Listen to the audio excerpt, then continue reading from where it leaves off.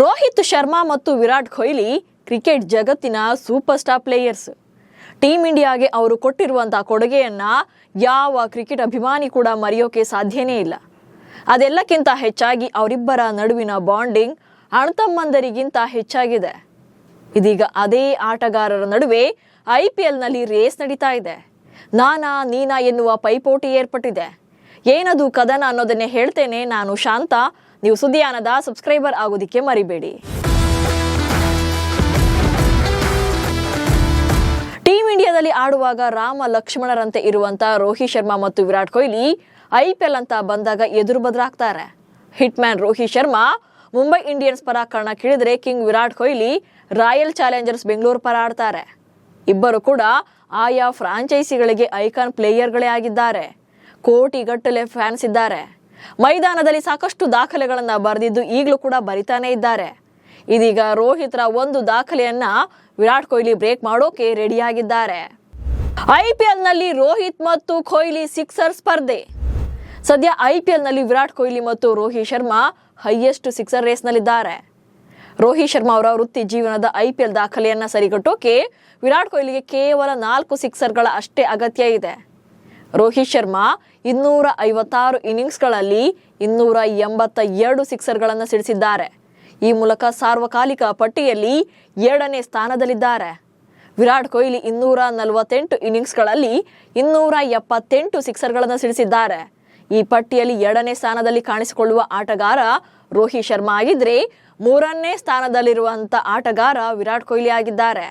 ಇದೀಗ ಡೆಲ್ಲಿ ಕ್ಯಾಪಿಟಲ್ಸ್ ವಿರುದ್ಧದ ಪಂದ್ಯದಲ್ಲಿ ವಿರಾಟ್ ಕೊಹ್ಲಿ 5 ಸಿಕ್ಸರ್ ಬಾರಿಸಿದ್ರು ಕೂಡ ರೋಹಿತ್ ಶರ್ಮಾರನ್ನ ಹಿಂದಿಕ್ಕಲಿದ್ದಾರೆ. ಬಟ್ ಈ ರೇಸ್ನಲ್ಲಿ ಮೊದಲ ಸ್ಥಾನದಲ್ಲಿರೋದು ಯೂನಿವರ್ಸಲ್ ಬಾಸ್ ಅಂತಾನೆ ಕರೆಸಿಕೊಳ್ಳುವಂತ ರಾಯಲ್ ಚಾಲೆಂಜರ್ಸ್ ಬೆಂಗಳೂರು ತಂಡದ ಮಾಜಿ ಆಟಗಾರ ಕ್ರಿಸ್ ಗೇಲ್ ಅವರ ದಾಖಲೆಯನ್ನ ಬಹುಶಃ ಯಾರಿಂದಲೂ ಕೂಡ ಬ್ರೇಕ್ ಮಾಡೋಕೆ ಸಾಧ್ಯನೇ ಇಲ್ಲ ಅನ್ಸುತ್ತೆ. 4 ವರ್ಷಗಳ ಹಿಂದೆಯೇ ನಿವೃತ್ತಿಯನ್ನ ಹೊಂದಿದ್ದಂತ ಕ್ರಿಸ್ ಗೇಲ್ ಈ ಪಟ್ಟಿಯಲ್ಲಿ ಅಗ್ರ ಸ್ಥಾನದಲ್ಲಿದ್ದಾರೆ.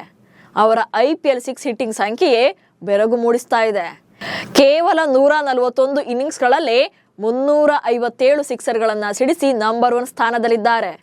ಈ ಸಿಕ್ಸರ್ಗಳಲ್ಲಿ 127 ಸಿಕ್ಸರ್ಗಳು ಬೆಂಗಳೂರಿನ ಚಿನ್ನಸ್ವಾಮಿ ಕ್ರೀಡಾಂಗಣದಲ್ಲಿ ದಾಖಲಾಗಿವೆ. 2012ರಲ್ಲಿ ಒಂದೇ ಸೀಸನ್ನಲ್ಲಿ 51 ಸಿಕ್ಸರ್ಗಳನ್ನ ಬಾರಿಸಿದ್ದ ಕ್ರಿಸ್ ಗೇಲ್ 2013ರಲ್ಲಿ ಒಂದೇ ಸೀಸನ್ನಲ್ಲಿ 59 ಸಿಕ್ಸ್ಗಳನ್ನ ಬಾರಿಸಿ ದಾಖಲೆ ಬರೆದಿದ್ರು. T20ಯಲ್ಲಿ 13,000 ರನ್ಗಳ ಮೈಲುಗಲ್ಲು ದಾಟಿದ ಕೊಹ್ಲಿ. ಇನ್ನು ಕೊಹ್ಲಿ IPL ಇತಿಹಾಸದಲ್ಲಿ ಅತಿ ಹೆಚ್ಚು ರನ್ ಗಳಿಸಿದ ಆಟಗಾರನಾಗಿ ಮಿಂಚ್ತಾ ಇದ್ದಾರೆ. ಹಾಗೆ ಇತ್ತೀಚೆಗಷ್ಟೇ 13,000 T20 ರನ್ಗಳನ್ನ ಕಂಪ್ಲೀಟ್ ಮಾಡಿದ್ದಾರೆ. ಈ ಮೈಲುಗಲ್ಲು ಸಾಧಿಸಿದಂತ 5ನೇ ಆಟಗಾರ, ಹಾಗೆ ಈ ದಾಖಲೆ ಮಾಡಿದಂತ ಭಾರತದ ಮೊದಲನೇ ಆಟಗಾರ ಎಂಬ ದಾಖಲೆ ಬರೆದಿದ್ದಾರೆ.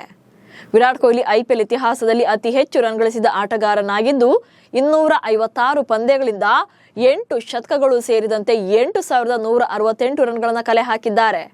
18ನೇ ಸೀಸನ್ನಲ್ಲಿ ಇಲ್ಲಿಯವರೆಗೆ 4 ಪಂದ್ಯಗಳನ್ನು ಆಡಿದ್ದು 54.66ರ ಸರಾಸರಿ, ಹಾಗೆ 143ಕ್ಕಿಂತ ಹೆಚ್ಚು ಸ್ಟ್ರೈಕ್ ರೇಟ್ನೊಂದಿಗೆ 164 ರನ್ಗಳನ್ನು ಗಳಿಸಿದ್ದಾರೆ. 2 ಅರ್ಧ ಶತಕಗಳು ಹಾಗೆ 67 ಅತ್ಯಧಿಕ ಸ್ಕೋರ್ ಆಗಿದೆ. ಇಲ್ಲಿಯವರೆಗಿನ ಪಂದ್ಯಾವಳಿಯಲ್ಲಿ 6ನೇ ಅತಿ ಹೆಚ್ಚು ರನ್ ಗಳಿಸಿದ ಆಟಗಾರನಾಗಿದ್ದಾರೆ. ಹೀಗೆ ಕೊಹ್ಲಿ ಈ ವರ್ಷ ಕೂಡ IPLನಲ್ಲಿ ಮಿಂಚುತ್ತಾ ಇದ್ರೆ ರೋಹಿತ್ ಶರ್ಮಾ ಮಾತ್ರ ಇನ್ನೂ ಕೂಡ ಫಾರ್ಮ್ ಅನ್ನ ಕಂಡುಕೊಳ್ಳೋಕಾಗದೆ ಒದ್ದಾಡ್ತಾ ಇದ್ದಾರೆ. 4 ಪಂದ್ಯಗಳಿಂದ ಕೇವಲ 38 ರನ್ಗಳನ್ನ ಮಾತ್ರ ಕಲೆ ಹಾಕಿದ್ದಾರೆ. ಈ ಟೈಮಲ್ಲಿ ಅವರ ಅತ್ಯಧಿಕ ಸ್ಕೋರ್ ಅಂದ್ರೆ 17 ರನ್ ಮಾತ್ರ. 131.03ರ ಸ್ಟ್ರೈಕ್ ರೇಟ್ನಲ್ಲಿ ಬ್ಯಾಟ್ ಬೀಸಿದ್ದಾರೆ. ಇನ್ನು IPLನಲ್ಲಿ ಅತಿ ಹೆಚ್ಚು ಸಿಕ್ಸರ್ಗಳನ್ನ ಸಿಡಿಸಿದ ಹಿರಿಮೆ ಮಹೇಂದ್ರ ಸಿಂಗ್ ಧೋನಿ ಅವ್ರಿಗೂ ಕೂಡ ಸಲ್ಲಬೇಕು. ಮಹೇಂದ್ರ ಸಿಂಗ್ ಧೋನಿ ಆಡಿರುವಂತ 234 ಇನ್ನಿಂಗ್ಸ್ಗಳಲ್ಲಿ 259 ಸಿಕ್ಸರ್ಗಳನ್ನ ಸಿಡಿಸಿದ್ದಾರೆ. ಅಲ್ಲದೆ ಧೋನಿ ಸಾಮಾನ್ಯವಾಗಿ 5ರಿಂದ 8ನೇ ಕ್ರಮಾಂಕದಲ್ಲಿ ಬ್ಯಾಟ್ ಮಾಡ್ತಾ ಇದ್ದು ಅವರ ಬ್ಯಾಟಿಂಗ್ ಕ್ರಮಾಂಕವನ್ನ ನೋಡಿದ್ರೆ ಈ ನಂಬರ್ ಬೆಸ್ಟ್ ಅಲ್ಲಿ ಬೆಸ್ಟ್ ಇದೆ. ಒಟ್ನಲ್ಲಿ ರೋಹಿತ್ ಶರ್ಮಾ, ವಿರಾಟ್ ಕೊಹ್ಲಿ ಹಾಗೆ ಮಹೇಂದ್ರ ಸಿಂಗ್ ಧೋನಿ ಟೀಮ್ ಇಂಡಿಯಾ ಕಂಡಂತ ಲೆಜೆಂಡರಿ ಪ್ಲೇಯರ್ಸ್. ದಾಖಲೆಗಳಲ್ಲೂ ಕೂಡ ಒಬ್ರಿಗಿಂತ ಒಬ್ರು ಬೆಸ್ಟ್ ಅಲ್ಲೇ ಇದ್ದಾರೆ. ನಮಸ್ಕಾರ.